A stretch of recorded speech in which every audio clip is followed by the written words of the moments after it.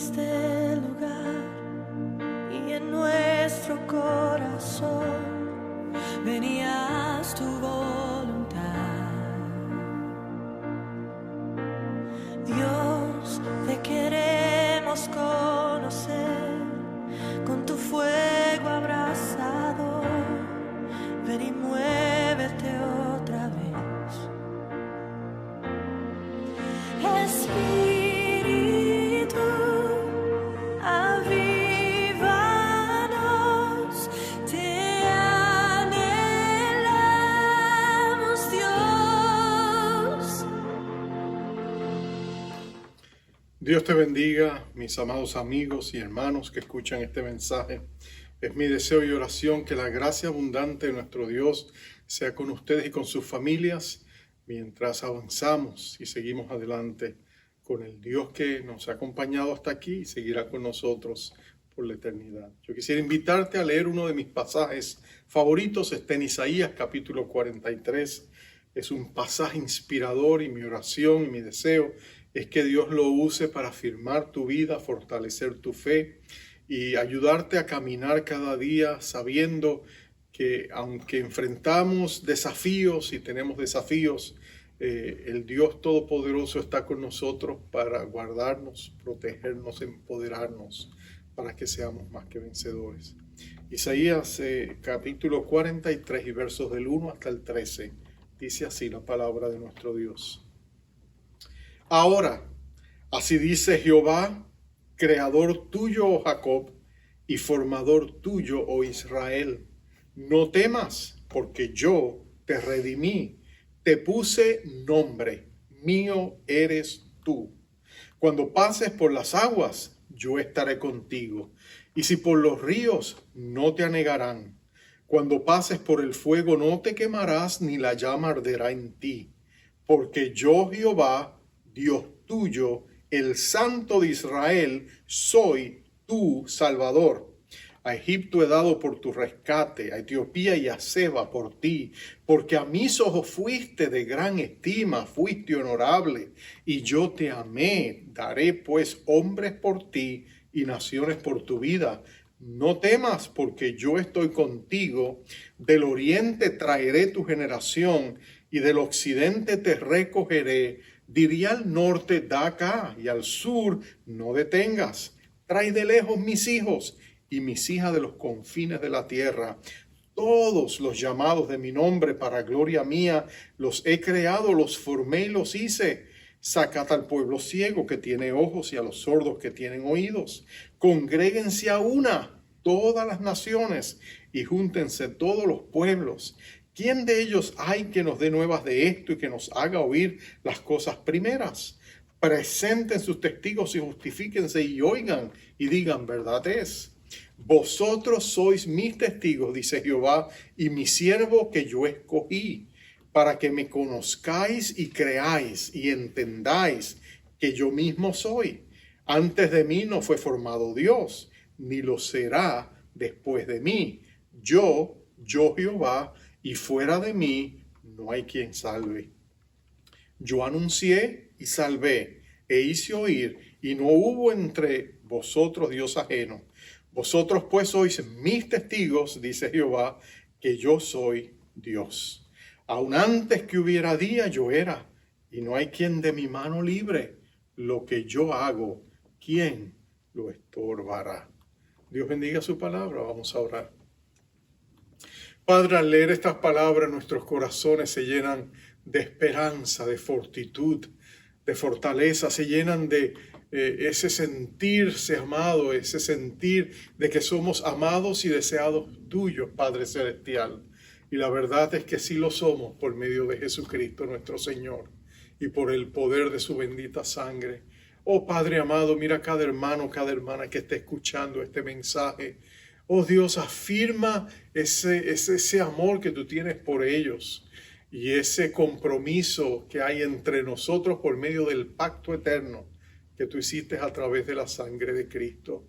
Y si hay amigos que están escuchando este mensaje, pero todavía no te han entregado su corazón, oh Padre, clámalos para ti, tráelos a ti.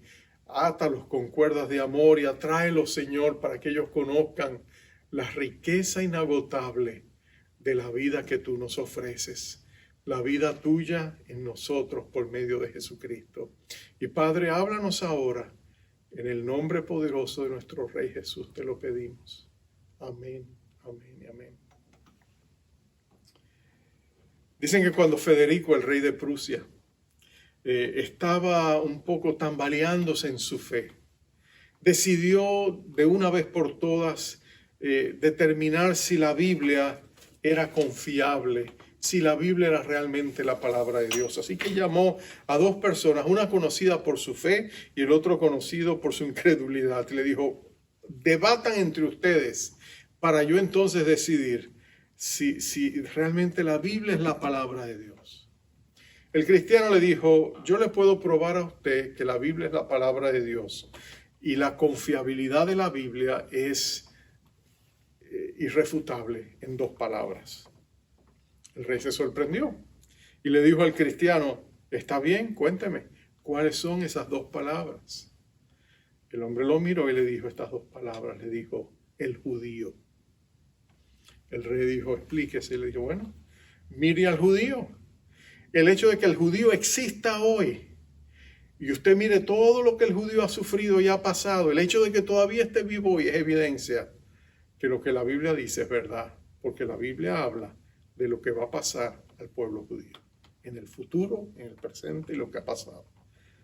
El rey se quedó asombrado y dijo, wow, la verdad es, el pueblo judío es prueba irrefutable de lo que la Biblia dice es verdad. Si puedo confiar en la palabra de Dios, en las profecías cumplidas con el pueblo judío, sin duda que puedo confiar en todo lo demás. El judío, la Biblia es un libro vivo que tiene poder. Es un libro que cuando leemos sus promesas nos damos cuenta que sus promesas tienen vida y tienen vigencia para nuestras vidas hoy. La Biblia está llena de miles de promesas que Dios nos ha dado para que vivamos por ella. Cuando Dios habló al pueblo judío, y estas palabras que hemos leído fueron profetizadas 700 años antes de que nuestro Señor Jesucristo viniera, y muchas décadas antes de que el pueblo judío hiciera su viaje de regreso desde Babilonia después de 7 décadas de cautiverio.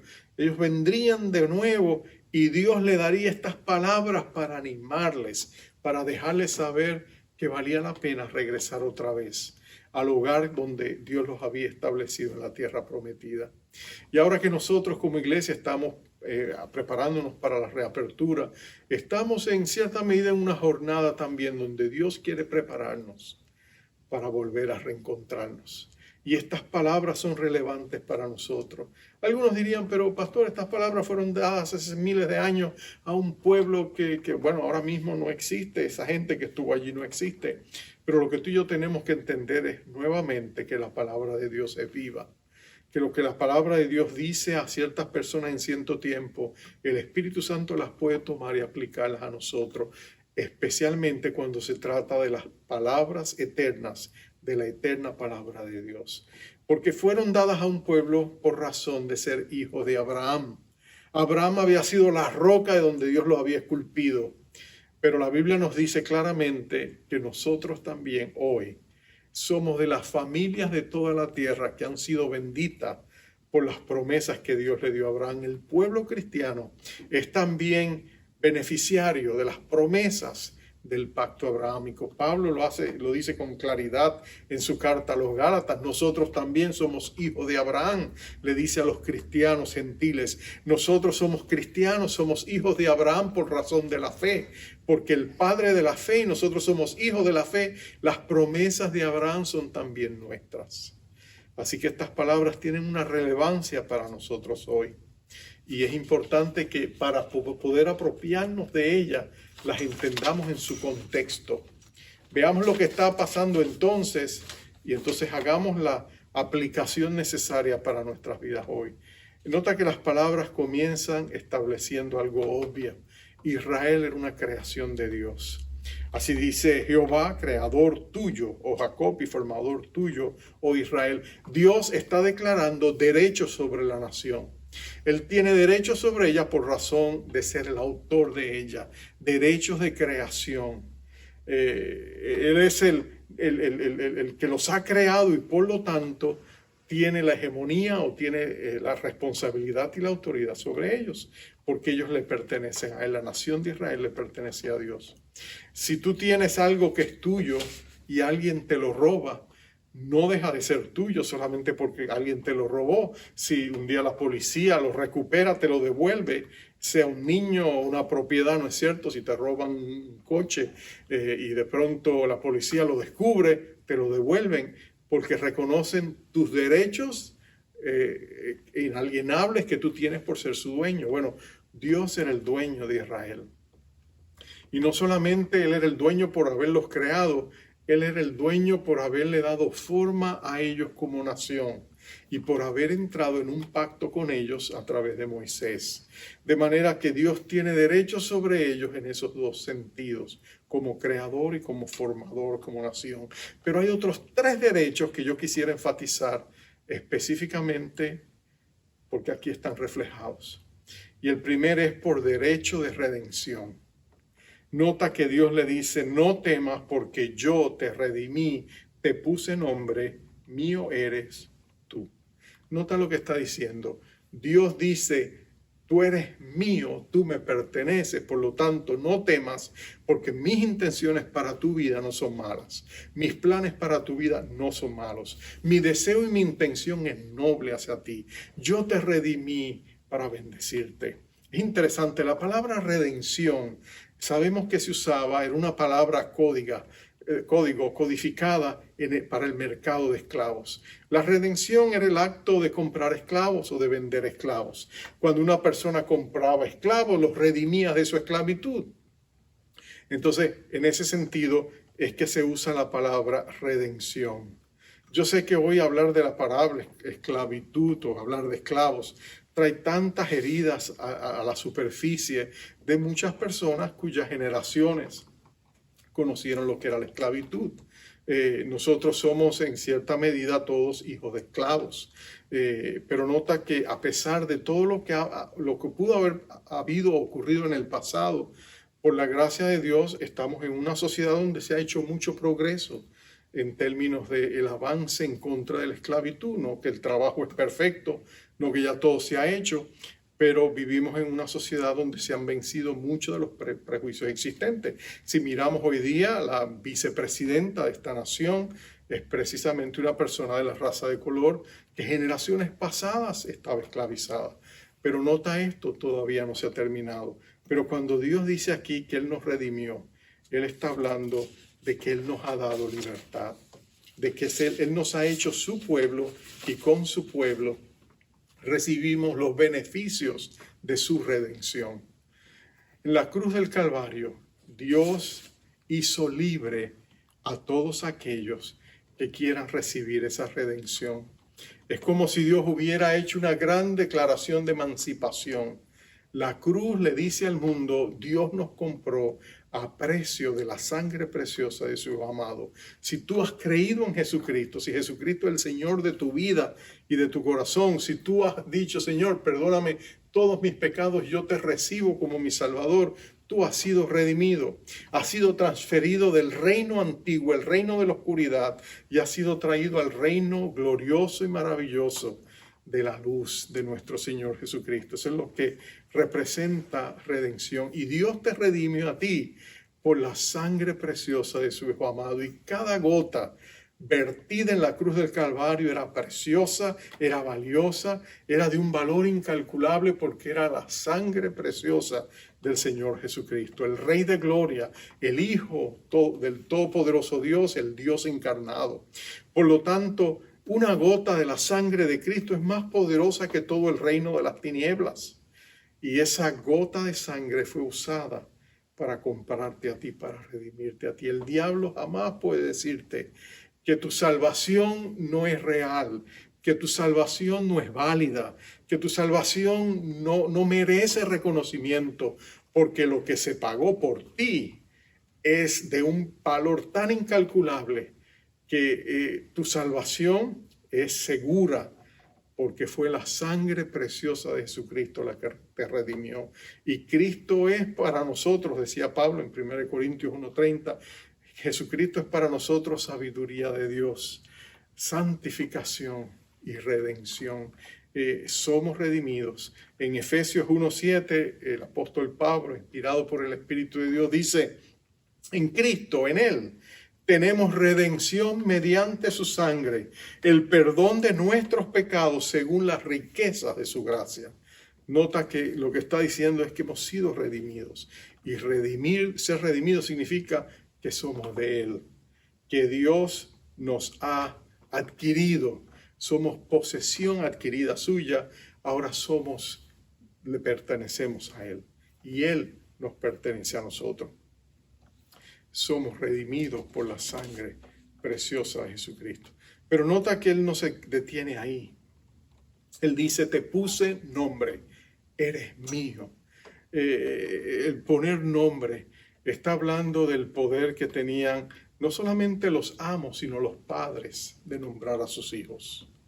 Ellos podían dar nombre a sus hijos. De hecho, en la cultura judía el dar nombre a los hijos era algo sumamente importante, porque cuando un padre daba un nombre a su hijo, no era solamente el nombre de, te llamas así porque tu papá se llamaba así, no es porque vas a ser junior porque yo soy senior, como decimos nosotros acá. No, los nombres judíos eran dados con un gran sentido de compromiso y de fe y de expectativas. Ellos esperaban que la vida de Dios se revelara en la vida de ese niño para bendición. Por eso los nombres bíblicos eran tan valiosos, eran tan importantes. Y cuando tú ves el significado de los nombres bíblicos, tú te das cuenta de que contienen promesas de bendición, de prosperidad. Jesús significa Jehová salva, ¿no es cierto? Otros nombres también tienen grandes valores. Y a veces cuando Dios quería bendecir a una persona más allá de que lo que sus padres habían anticipado, tú ves que en la Escritura comúnmente Dios cambia los nombres y le dice a la gente, ya no te llamarás Jacob, te vas a llamar Israel. Ya no te llamarás Cefas, Simón, te vas a llamar Pedro. Ya no te llamarás Abraham, te vas a llamar Abraham. Tú te das cuenta, ya no te vas a llamar Sara, te vas a llamar Saraí. Y tú ves que el significado es una amplificación de la bendición que Dios quiere traer a las vidas de la gente. Oh Dios declara su paternidad sobre nuestras vidas. Y por eso nosotros decimos que Dios tiene derecho adoptivo.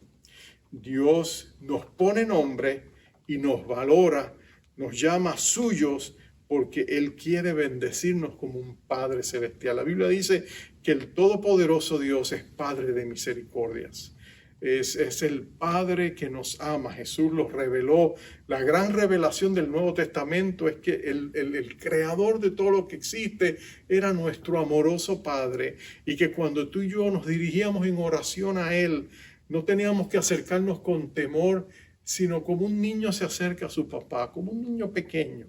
Llama a su padre Abba, que quiere decir papá, papito, o como dicen mis amados hermanos guatemaltecos, papaito. Me encanta esa expresión. Es cuando tú derramas sobre tu padre esa palabra de cariño íntimo que hace que el corazón del padre se alegre y tú sientes la seguridad de que Él es especial para ti. Así nos enseñó a orar el Señor Jesucristo, y eso es lo que nosotros tenemos que entender. Somos amados y deseados por nuestro Padre Celestial.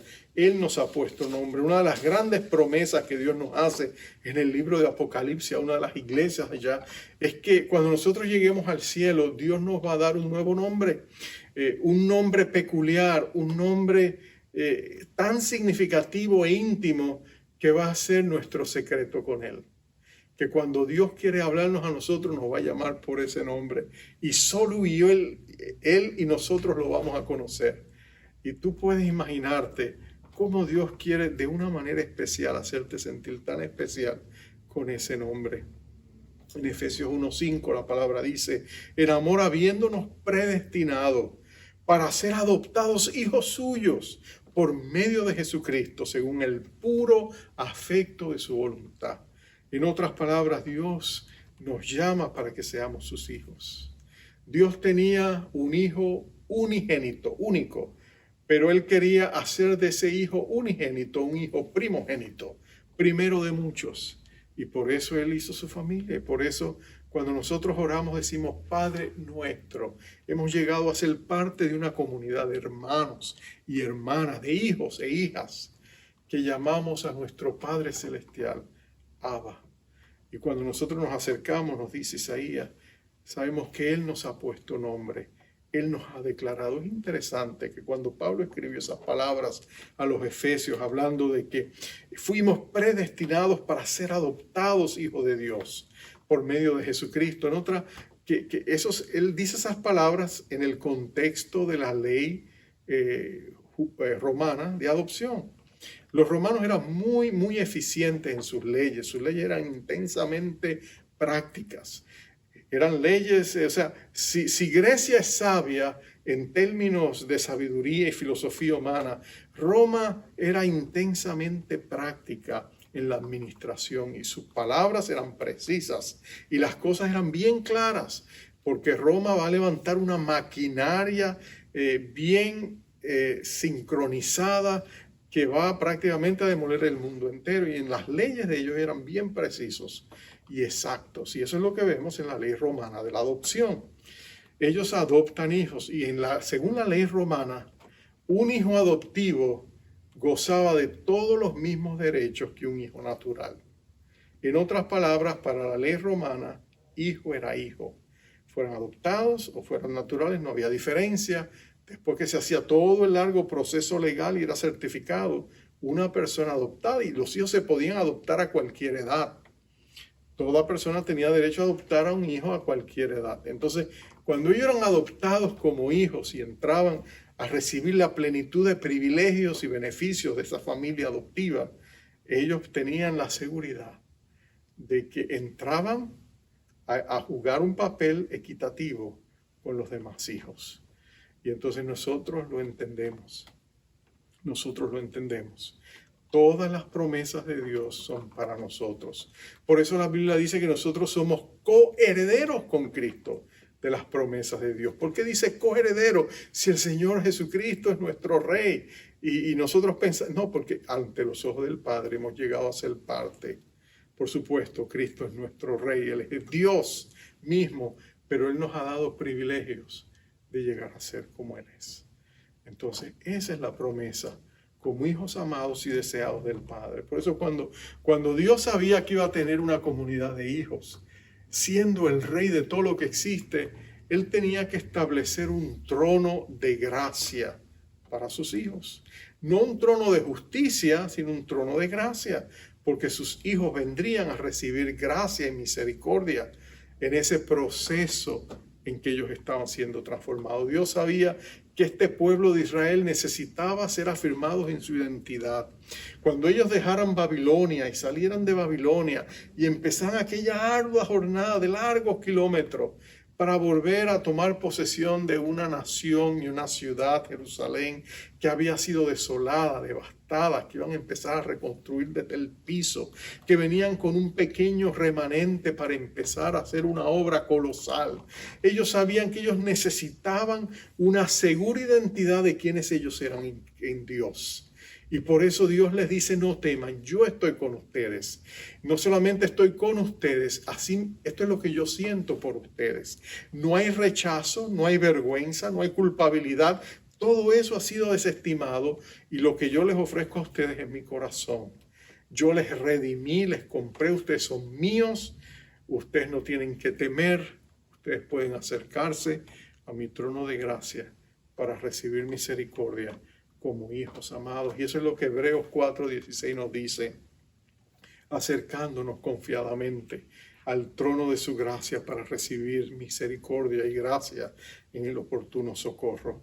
Eso es lo que Dios nos promete, redención y adopción para los hijos de Dios. Pero por ser hijos de Dios, entonces Dios les da también derechos de protección.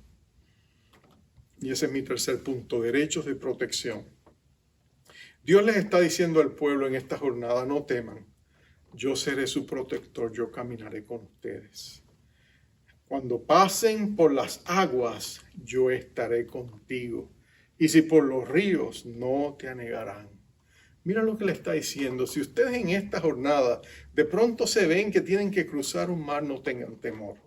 Si ven que tienen que cruzar un río, no tengan temor. Y yo estoy seguro que cuando estos judíos escucharon esas palabras, sus pensamientos inmediatamente se trasladaron a las páginas del Antiguo Testamento, donde ellos recordaban al pueblo de Israel cruzando el Mar Rojo, o el pueblo de Israel frente a las anegadas aguas del río Jordán, crecidas que tenían que cruzar, y estaban en su momento más vulnerable.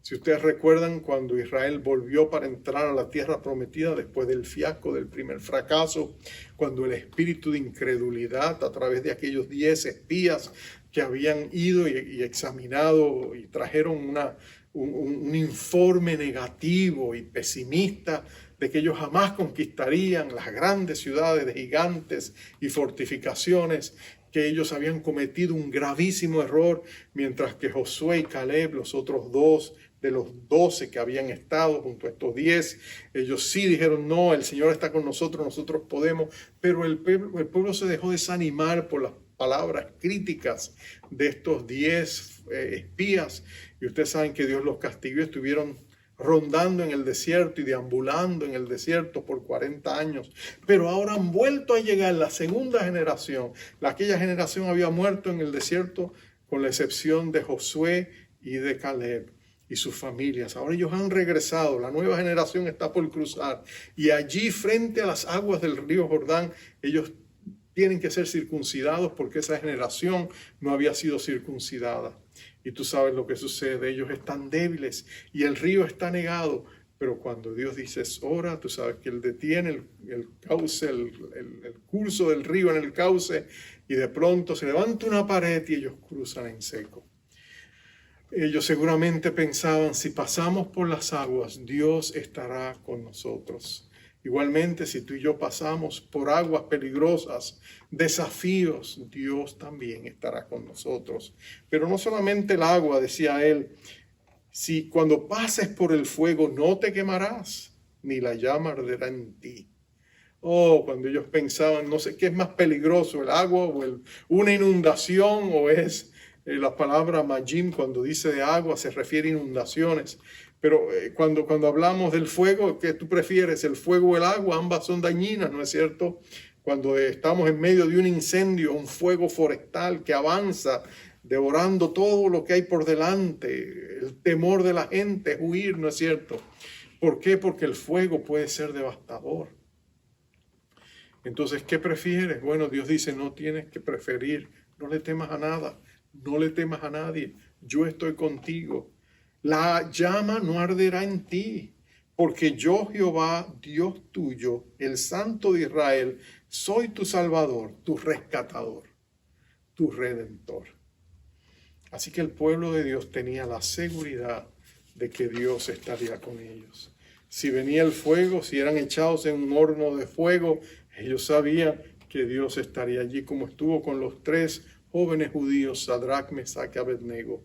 Cuando el ángel del Señor, o nuestro Señor Jesús mismo, estuvo con ellos en medio de aquel horno ardiente, y ellos salieron ilesos, porque Dios los había guardado, los había protegido.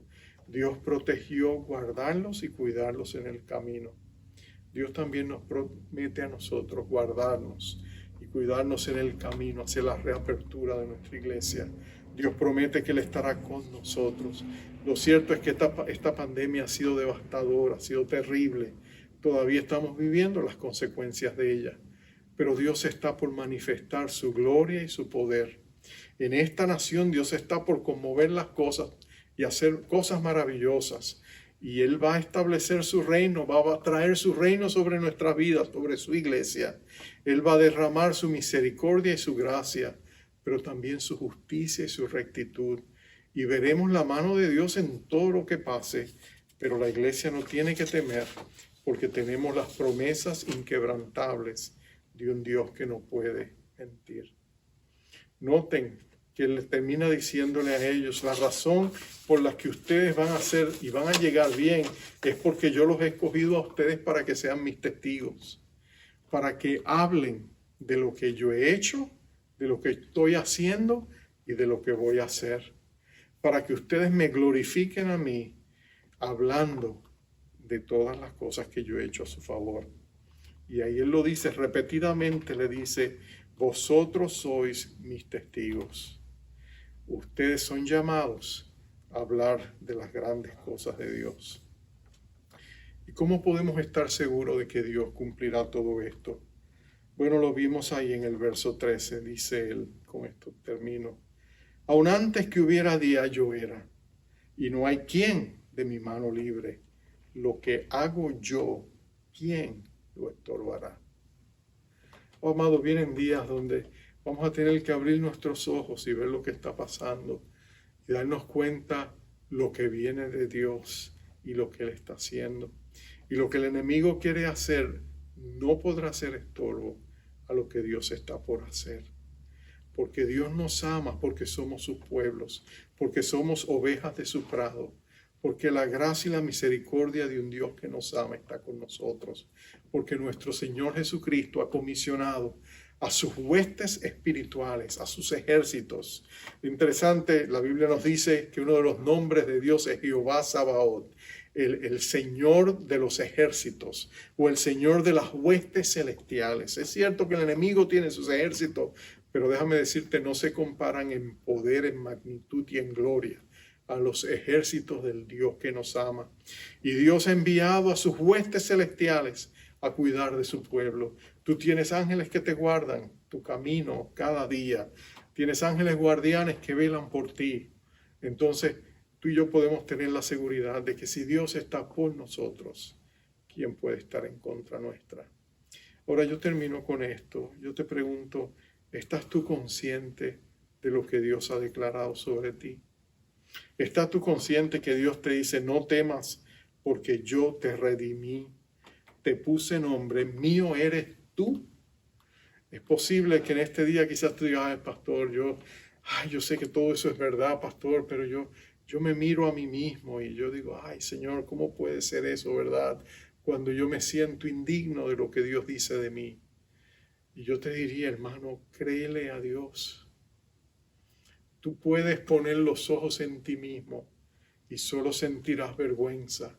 Pero si tú pones tu mirada en Dios, si tú pones tu mirada en Dios, no en ti mismo ni en los que están alrededor tuyo, si te miras a ti mismo sentirás vergüenza, si miras a otros te vas a amargar. Pero si tú pones tu mirada en Dios y escucha lo que Dios declara sobre ti y tú lo crees, tu vida cambiará. Tu mente cambiará. Tu perspectiva cambiará, tu vida será transformada. Cree la palabra de Dios y verás que Dios no miente. Vamos a orar. Padre, qué gloriosa es tu palabra, qué maravillosa es tu palabra, qué precioso es escuchar en un mundo que constantemente ataca la fe de tus hijos, que ataca todo lo que tú has declarado y en todo lo que tú estás parado. Tus principios, tus valores, el mundo los ataca, se ríe de ellos. Señor, el mundo vive con el engaño. Ellos piensan que son tan inteligentes, son tan sabios que ellos pueden vivir como les da la gana y piensan que ellos van a estar bien y van a aprovechar todas las oportunidades que se presenten y se olvidan que tú eres un Dios santo, un Dios justo, un Dios todopoderoso y Padre, un Dios que defiende y protege a tus hijos amados, los hijos que tú redimiste con la preciosa sangre de tu Hijo amado. Padre, yo te pido que vengas sobre nosotros con poder. Señor, que en este mismo momento nosotros escuchemos la voz del Espíritu que nos dice, tú eres mi hijo, mi hija amada, en quien yo me complazco. Porque yo te puse nombre, yo te redimí, mío eres tú. Y tienes la seguridad de que yo estaré contigo, porque soy un Dios cumplidor de promesa, mantenedor de mi pacto. Porque la sangre preciosa de mi Hijo amado lo ha sellado. Padre, cuando nosotros pensamos de esa manera, cuando nosotros nos vemos en el espejo de tu palabra, cuando nosotros reconocemos nuestras imperfecciones, pero reconocemos también tu verdad y la declaramos con nuestros labios. Entonces, Señor, tu palabra cobra vigencia y transforma nuestras vidas. Nuestra fe en tus manos, en tu palabra, Señor, puede hacer la gran diferencia. Yo te pido por mis hermanos que enfrentan grandes desafíos. Mientras nos recuperamos de estos momentos traumáticos que hemos vivido, mientras todavía en nosotros hay ese sentido de pérdida, de dolor, de tristeza, de agobio, mientras nosotros todavía luchamos con esos sentimientos encontrados y esas emociones mixtas que están en nuestro corazón, permítanos declarar que tú eres más grande que nuestros corazones y tu palabra permanece para siempre. Y nosotros somos hijos amados y deseados del Dios que lo ha dicho y lo va a hacer. Y no hay nada ni nadie que lo pueda estorbar. Así que te damos a ti gracias en este camino en que andamos, en esta jornada en que andamos, porque vamos hacia un encuentro glorioso y bendecidor contigo.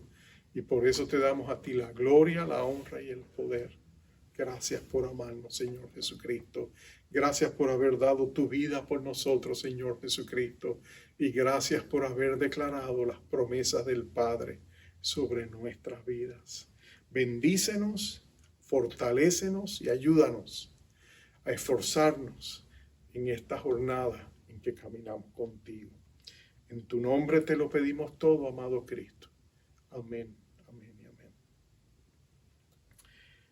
Amado, vuelvo a enviarte, como solemos hacer, con esas palabras preciosas de Números, capítulo 6, versos 24 y 25. Pero déjame decirte, esas palabras no son meras palabras. Reflejan la bendición de Dios, expresan el corazón de Dios. Así que recíbelo con la fe de que Dios va a cumplir lo que te está declarando. Y su declaración es: así bendeciréis a mis hijos. Jehová te bendiga y te guarde. Jehová haga resplandecer su rostro sobre ti y tenga de ti misericordia. Jehová alce sobre ti su rostro y ponga en ti paz. Bendiciones, amados. Tú lo llenas todo en mí. Tú lo llenas todo en mí. Tú lo llenas todo en mí. Tú lo llenas todo en mí. Al despertar siento tu cálida brisa y el viento a mi favor. El cielo me habla de ti. En mis momentos de dolor siempre has estado ahí, y en mi debilidad tu poder se perfecciona en mí. Tú lo llenas todo en mí. Tú lo llenas todo en mí.